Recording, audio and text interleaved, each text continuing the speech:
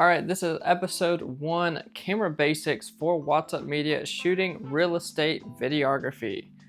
First off, we want to set our camera to the movie settings. So right now it is on manual. We will set it over to movie. So you'll just flip it over once, have it on that little movie sign, and then we'll turn on the camera. And then from here, we'll go to the menu, and you want to pull up the movie settings. That'll be the first one that comes up. We'll go to image quality recording. You can go over one. We are going to go to file format and set it to 4K. So we're shooting at XAVCS 4K. This is just what I've always shot in. This is just for quality standards. Always shoot in 4K. We'll go to movie settings, record frame rate 60. We're always recording in 60 so we can slow the footage back. If we need something super slow, we'll shoot in 120, but typically every real estate video we do will be filmed in 60 frames, so always have it set to 60. That way we can slow the footage down to 40% or have it 80%, whichever looks better for what you're shooting. And then we always set the record settings to 10-bit. 8-bit doesn't have as much color. Some cameras record only 8-bit. We have the A7S III for shooting real estate videography, so we can shoot 422 10-bit. It's just better for the editors as far as color grading, having more to work with. So always set it to 10-bit color. All right, the next thing we want to do is set our camera to a picture profile. Typically we shoot in a flat profile for color grading. Just makes it super easy for the editors to add their own LUTs, make the videos look super good. So what we'll go to is this button that says FN right here. This is a quick menu settings for getting to a lot of what you'll need for real estate videography, setting your white balance, peaking level. We'll talk all about that in the next modules. For right now, we are sticking to picture profile right here. It's usually the third or fourth one down, already set when you first get your camera. So we'll go to picture profile. We'll go to PP1. We will go ahead and set this to what we typically shoot in for real estate videography. You'll just go next on this one. We'll go down to gamma. We want this to be set at S-Log 3. And then we'll go down to color mode. We'll set it to S Gamma 3 Cine. Once you're there, you can set some of these settings. Typically I have the saturation up just a bit, kind of +4 makes the video just look really sharp. A lot of color. We'll set the color phase to +2. A lot of this doesn't do a whole lot because I do color grading afterwards. But that's pretty much it. We'll set it to S-Log 3 and S Gamma 3 Cine. And you'll notice once you go to your camera to film, everything will kind of look kind of a flat profile. All right, the next thing we want to always make sure we have set is our peaking level. What this does, it shows what is in focus. So when we're filming real estate videos, we always want to make sure we nail the focus. If not, we'll have to reshoot the property, and that sucks.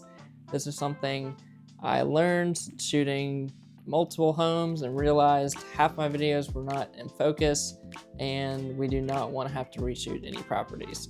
So what we'll do is we will press FN. We'll go to right here. It says peak on or off. This will allow you to be able to see kind of like a color, and that'll show what is in focus and what is not. Right now I have it set to white.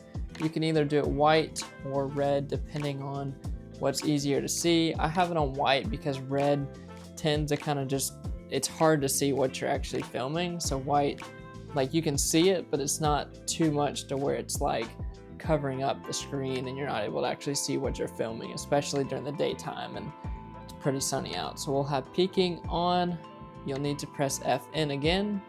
Go over, we'll go to peaking level. Typically I have it on high. Once you get really good at video, seeing what your focus looks like, you can set it to peak mid. Once you're starting out, kind of have it high so you'll always be able to nail your focus. From here, you'll be able to see that the lines change as you move your focus ring. So here I'm just moving this. You'll be able to see it go from in to out. What we want is the entire frame when we're shooting on a wide lens for everything to be in focus. On this lens, it'll actually go all the way to the right, and that's set to infinity, which means everything is in focus now. So we are good to go. This is also super useful if you're wanting to know exactly what is in focus for certain shots. Say you're shooting a detailed shot of a sink or fireplace or actually a person, you can go in and set it manually to make sure they are totally in focus and you are good to go. Let's go over a few quick things that you'll need to set. Most of these things you may not need to play with later on. First thing is press FN. We will go over to the white balance page. Click on that. We always have it set to auto white balance. Unless you have a room that's like very orange and kind of just annoying, we'll always have it set to auto white balance. This camera is super good at setting the white balance automatically. So we will just have it set to center point here. Usually once that's set, I don't ever touch it again. This camera is so good at setting it automatically. We'll just have it set to auto white balance. Next, we want to go to our auto recording level. This is if we're filming any on-camera agents or filming ourselves or any of our social media content. I usually have it just set to 7 so it's not too high. If we have it too high, we'll kind of peak our audio level. So typically we'll have it at 7, then we can play with it in editing if we need it a little bit louder or not. So sometimes agents either speak too loud, speak too soft. That's kind of a good standard. I set audio recording level set to 7. As far as our focused area, when we're filming on the wide lens, we will set it to wide, just so we have everything in focus. We want to have everything set. If we are filming detailed shots, I will go to center fix. So usually I'm switching between the wide here or center fix. I don't really touch anything else. Center fix is just like if you're painting around a sink, say you're trying to nail the focus on a person. If you want to nail maybe a fireplace, anything that's like you'll have the sink in focus, but you'll have maybe something in the foreground like a chair or a plant you're kind of painting around, then I will use the center focus. So whatever's straightly in the center is in focus, anything out may be out of focus. With the wide, it may not change too much, but if you're using a detailed lens, I usually like to use the center fix. All right, the last thing we want to set is our exposure mode. So we'll press FN once again. Usually you can get to everything you need pressing FN. If not, we can go into settings and set these buttons here or add or remove things in settings.